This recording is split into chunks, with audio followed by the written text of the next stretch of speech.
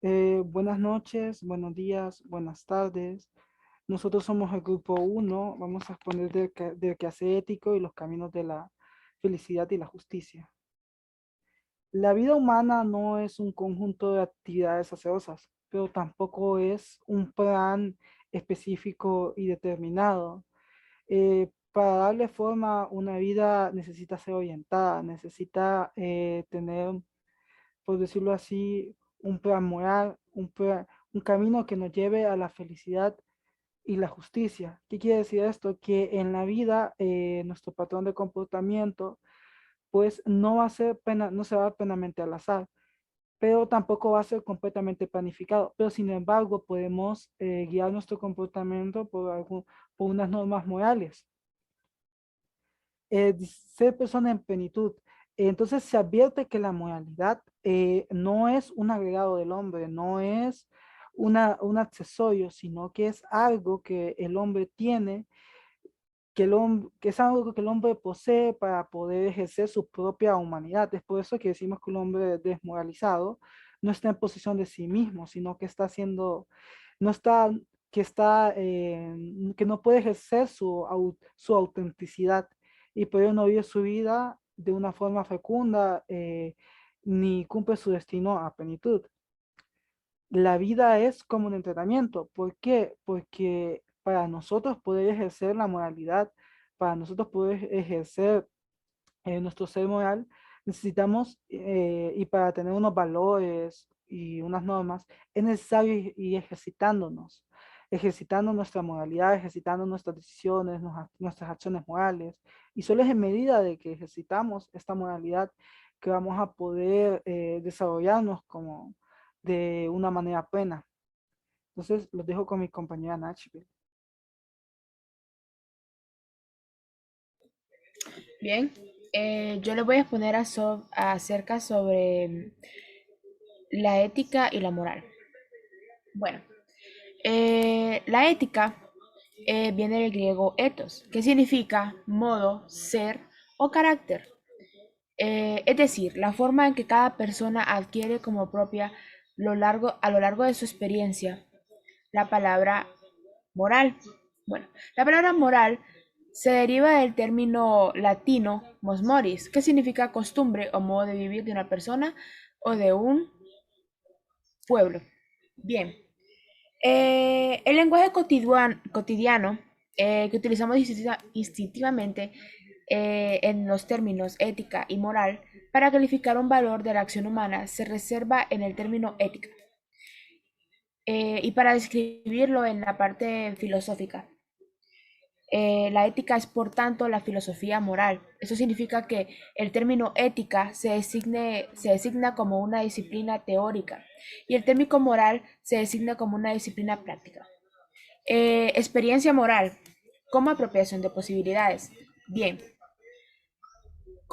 independientemente de que unos reflexionen más que otros, la forma humana de vivir es ineludiblemente moral, ya que la vida tiene una dimensión moral porque el ser humano no está en el mundo de cualquier manera, sino que está optando, es decir, apropiándose de una de las posibilidades que se le presentan y desechando otras.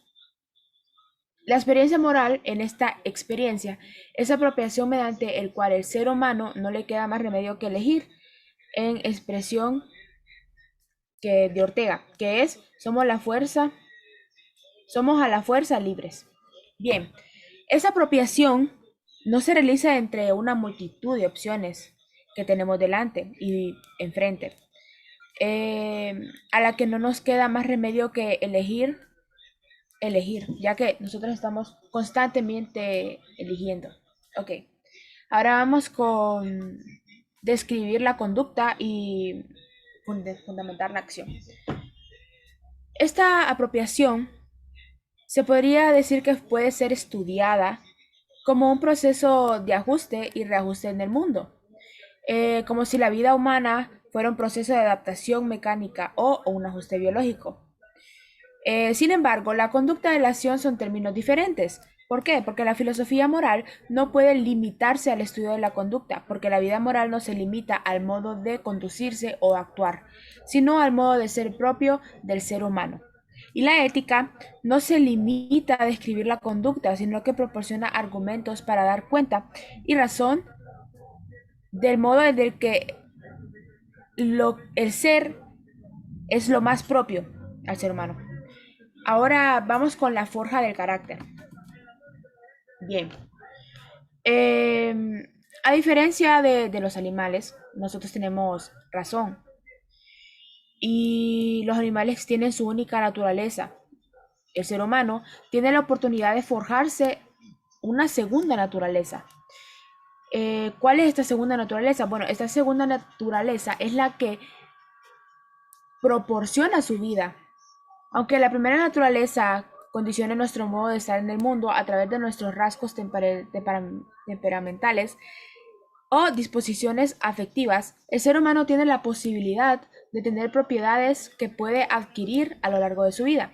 Y estas propiedades que se adquieren atribuyen a forjar un carácter o etos. El carácter se adquiere con la repetición de los hábitos del comportamiento. Si nos predispone obrar bien, recibir el nombre de las virtudes, si obrar mal el nombre de los vicios. De esta forma la vida humana ya no es una simple vida biológica, sino un proyecto de vida moral. Ahora vamos a hablar sobre las fronteras de la filosofía moral. Bueno, la filosofía moral no es un saber descriptivo que analiza cómo es realmente el ser humano. Y para orientar la acción y forjar el carácter necesitamos un saber normativo que establezca, perdón, no más normas que nos orienten con la consecución de la vida digna. Bien, esa tarea de elaborar normas para guiar la vida ética se encuentra con otros saberes. ¿Cuáles son esos saberes? Y que también tienen pretensiones normativas. Y los saberes son el derecho y la religión. Ahora vamos a hablar acerca sobre la ética y el derecho. Bueno, ¿qué podríamos decir acerca de la ética y el derecho, compañera? Ya. Bueno, la ética y el derecho. Mientras que las normas jurídicas son producto de una determinada comunidad política y hay que rendir cuenta de ellos ante los tribunales y ante la corte y ante el Estado, las normas morales no están condicionadas por la coacción jurídica de la política, de la comunidad política, sino por la pertenencia al género humano de las normas éticas que se rinden cuentas ante uno mismo. Ahora vamos con la ética y religión. Bueno, ¿qué podemos decir sobre la ética y religión? Las normas religiosas solo obligan a los creyentes de una determinada confesión, mientras que las normas morales obligan a todos los seres humanos. Las normas religiosas son promulgadas por Dios a través de la revelación o el magisterio de las confesiones, y las normas morales son cubiertas por el propio ser humano. Bueno, ¿qué podemos decir por esto? Que dentro de la religión, dentro de una asociación religiosa, como puede ser cristianos, evangélicos, mormones, eh, católicos, se podría decir que son obligados a ser creyentes de una determinada confesión, mientras que las normas morales son completamente diferentes, ya que eso es hacia todos los seres humanos. Podríamos decir que la religión, hay personas que no creen en eso y no tienen interés en formar parte de una religión, pero en la ética, en la moral, todos formamos parte de ello, todos formamos parte de ese entorno que tenemos que em, describir cuentas nosotros mismos, o sea, nosotros mismos, nuestro solipsismo, tenemos que rendir cuentas sobre nosotros y formar nuestros valores y nuestra vida, fomentar un proyecto de vida. Ahora lo dejo con mi compañera, Suani. Buenas noches, yo les vengo a hablar sobre los criterios de la moral en las tradiciones filosóficas. Em, Como ya conocemos qué es la moral, profundicemos un poquito más en el tema y miremos qué es la amoral inmoral. La moral se podría decir que es la persona que está al margen de experiencias, uy, está al margen de experiencias, em, de experiencias morales que la formen en su carácter. Lo amoral sería sería considerada realmente por los animales porque no hay persona que no tenga experiencias morales porque desde pequeños a nosotros nos enseñan que es socialmente aceptado moralmente de bueno y malo. Entonces los animales son los que serían realmente amoral porque un gato puede verse alrededor de un grupo de personas y él puede beber agua de un charco, tirarse al suelo y realmente no se le juzgaría porque es lo que haría un animal. Pero si un ser humano haría eso, se le consideraría como loco o si está bien de la cabeza, si está mal de la cabeza, perdón. Entonces, eso sería realmente eh, lo amoral, sería los animales. También tocando lo inmoral, tocando lo inmoral, es cuando una persona rompe las reglas, es cuando una persona rompe las reglas de lo que realmente se considera moralmente correcto y es cuando la persona le importa menos lo que la sociedad opine o lo que realmente se considera bueno y toma sus decisiones sin importar que salga perjudicado o dañada a otra persona que no sea él. Ya explicando esto, eh, hay criterios filosóficos en los cuales se pueden ver este tipo de comportamientos. Em, pues son respuestas que han proporcionado la filosofía cuando busca un criterio o marco de referencia. Estos criterios están divididos en tres y está la negación, afirmación heterónoma y afirmación con pretensiones de autonomía. Para empezar, la negación, donde realmente no hay un marco moral ni un cuadro del criterio que hay que seguir, porque realmente se guía por la opinión personal. Entre ellos están los determinismos, nihilismo, subjetivismo y relativismo, que solo toman el sentido subjetivo y toma la visión de cada persona. También está la afirmación heterónoma, que es, en este sí existe un criterio moral, una conducta a que seguir. Entre ellos se podría ver la teología, lo teológico, eclesiológica y política sociológica y tradicionalista, que es básicamente donde hay un marco de referencia, hay un marco de actitud que seguir por las creencias, tradiciones o las costumbres, según la cultura, según todo eso. Y la afirmación con pretensiones de autonomía, que también existe un criterio, pero según la autonomía, según la validez de la autonomía moral de una persona, porque en esto solo se busca el placer personal, el satisfacer los placeres personales de uno mismo. Entre estas se puede ver el hedonismo, la axiología, deontologismo y entre otros que, como dije, solo busca el placer personal. Y esto es todo de mi parte, lo dejo con mi compañero Gensuel. Ok, saludos compañeros. Hoy les hablaré sobre la tradición aristotélica, felicidad y comunidad moral. La felicidad se dice de muchas formas. Para Aristóteles, el bien del hombre se encuentra en la felicidad. Él mismo recuerda que un día feliz no nos hace plenamente felices.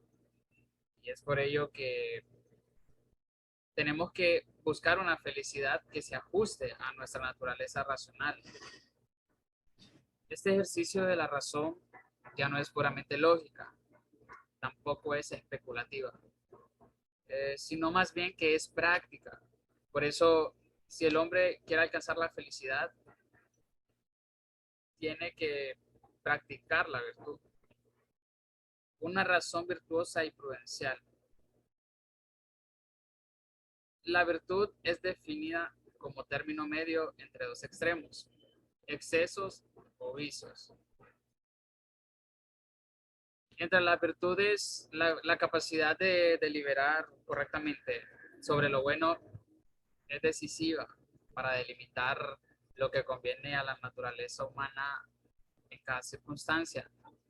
La deliberación es un ejercicio racional por el que calculamos las consecuencias de nuestras acciones y anticipamos los resultados en orden a los fines que nos propongamos.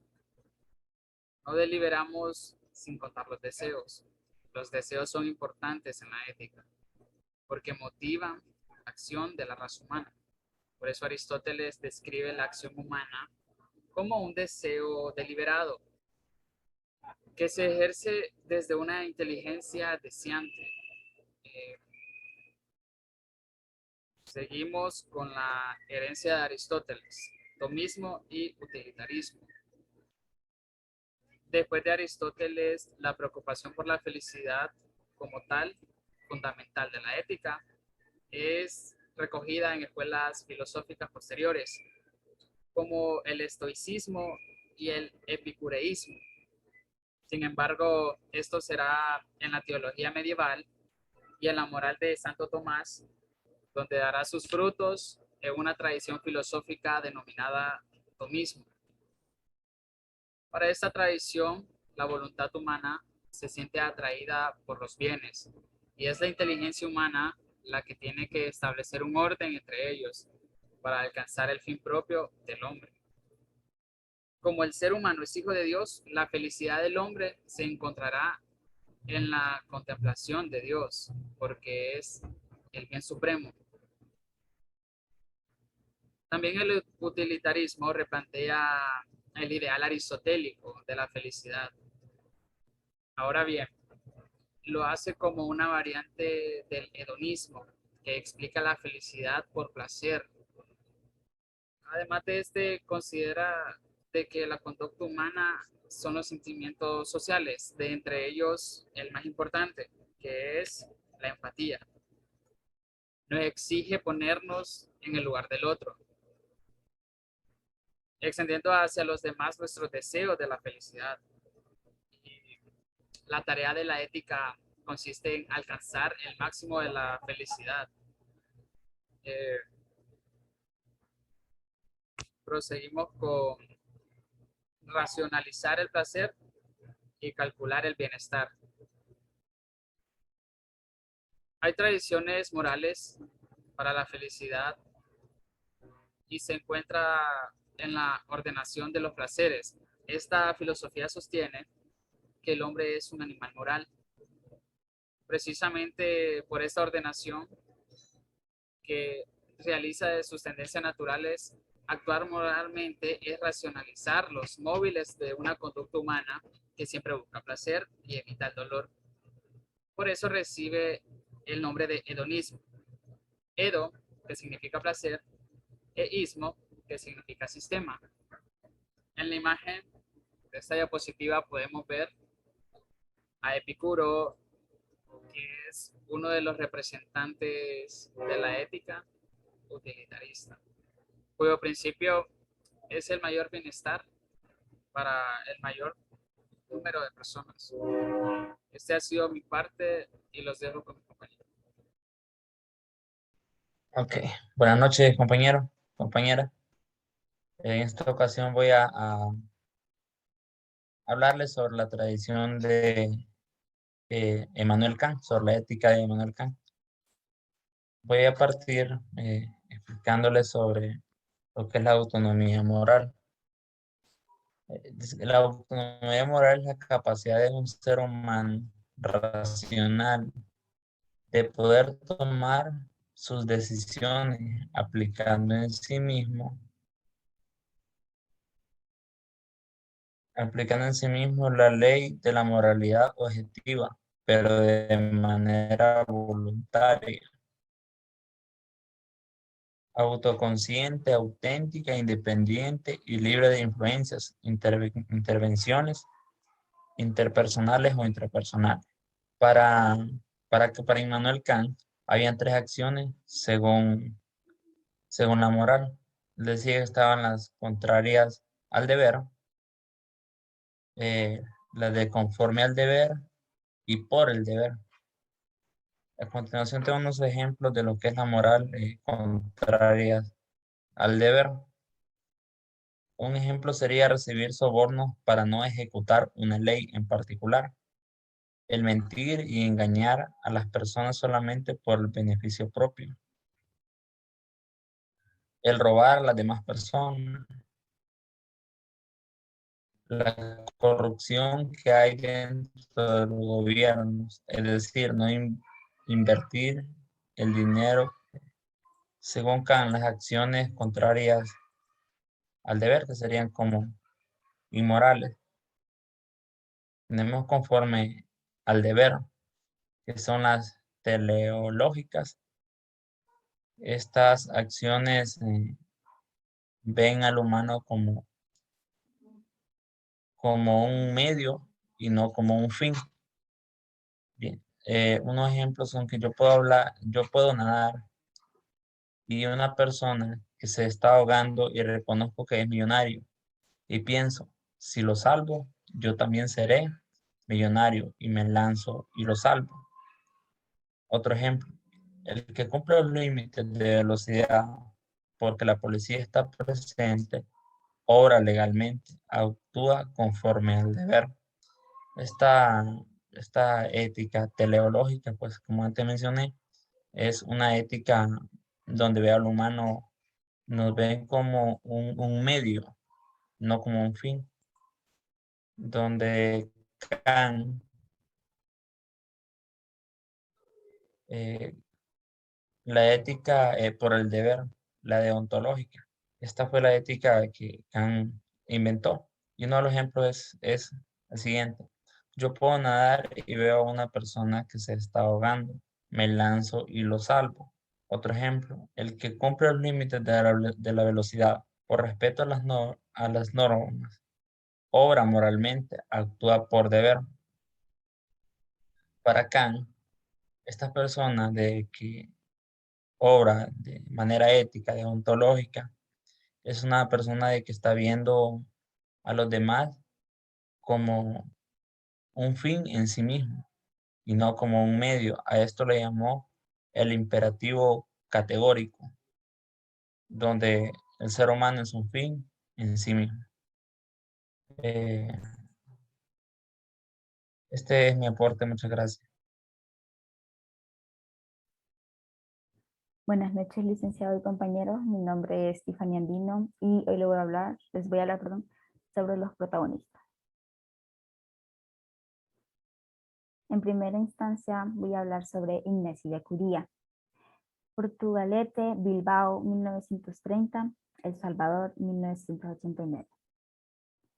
Ignacio no podía consentir la situación de empobrecimiento en la que estaba toda Centroamérica.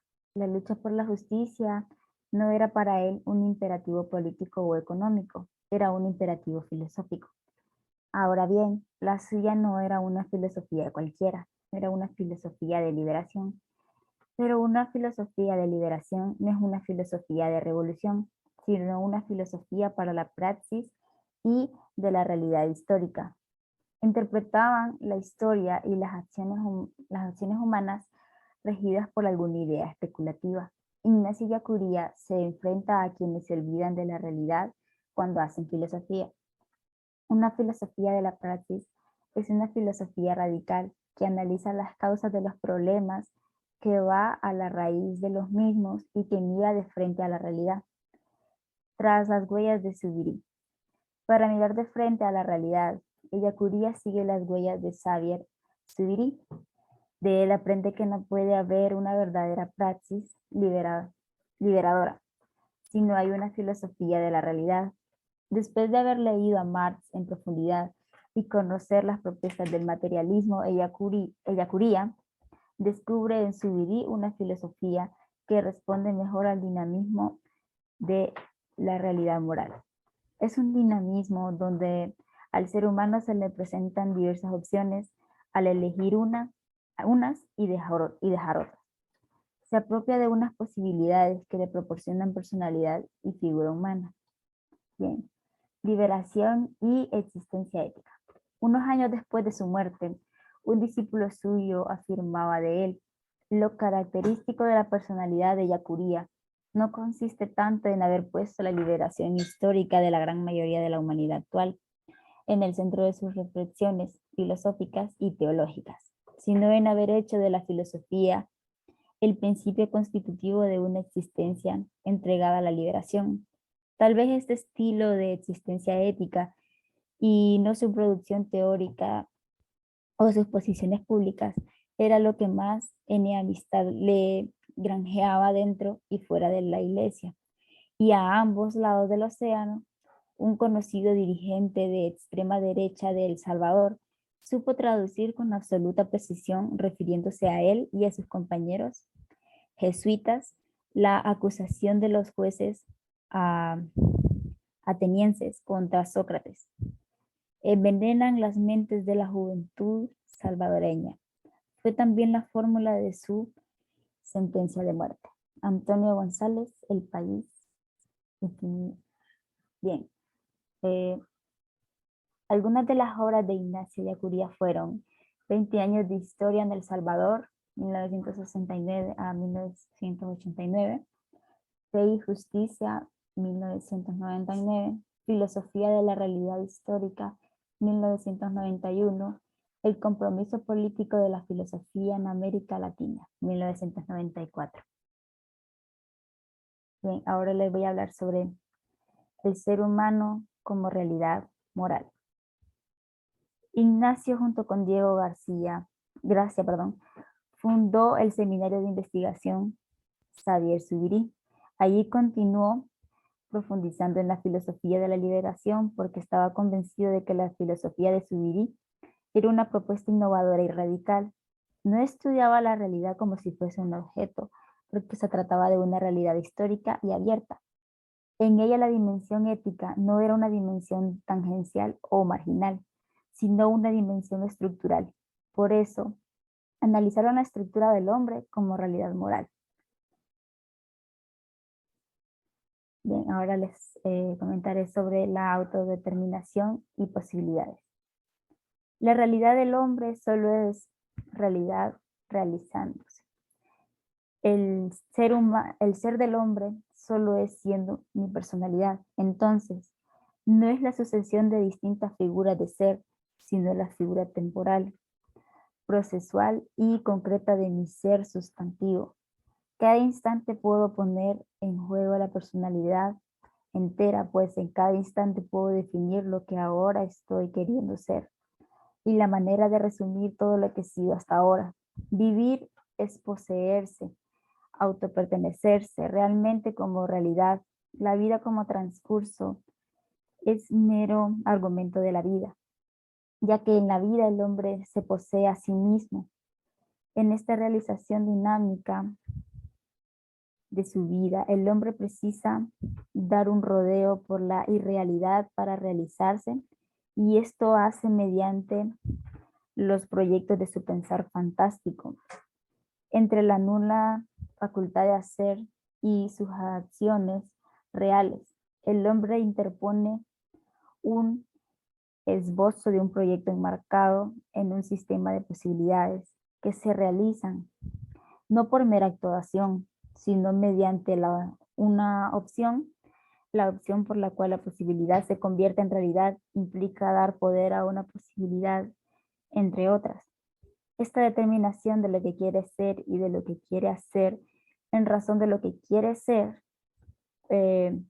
cualesquiera sean los estímulos que acompañen este querer, es la libertad. En esta autodeterminación, el hombre tiene que apropiarse de las posibilidades de vida y de realización, en cuanto está inmersa en situaciones de las cuales ha de salir. La realidad humana está sujeta a tener que resolver las situaciones por decisión. Por ello, el hombre es una realidad moral, porque tiene que hacerse a sí mismo determinado físicamente lo que va a hacer de él por apropiación.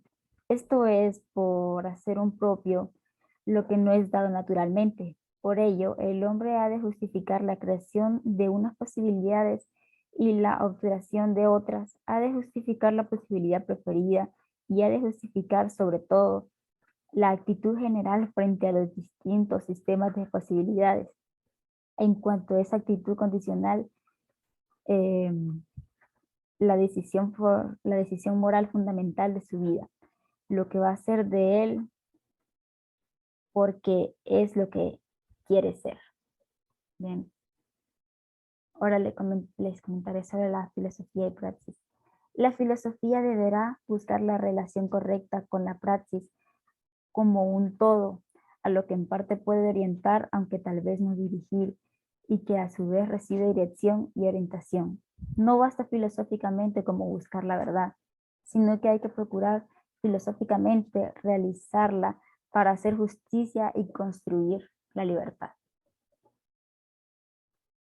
Bueno, así que esto sería todo de mi parte. Muchísimas gracias.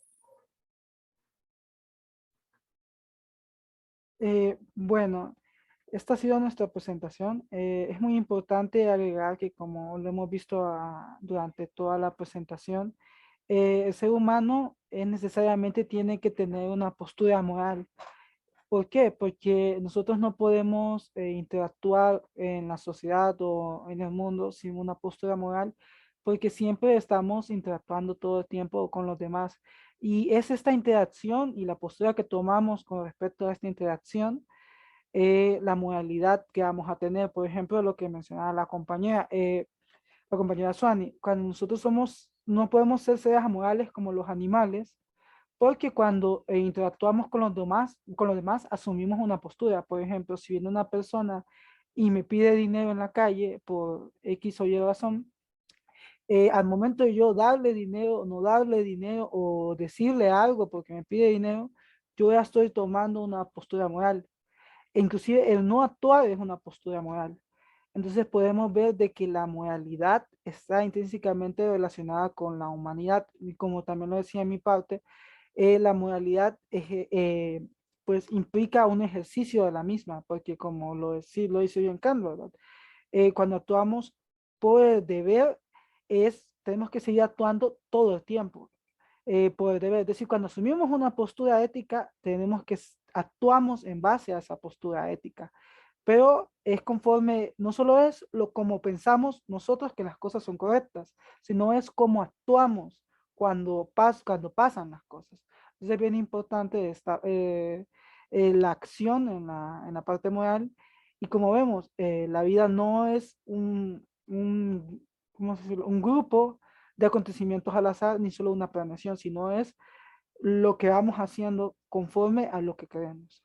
Entonces sí es bien importante esto. Muchas gracias y eh, muchas gracias a todos los oyentes y le damos a todos un saludo.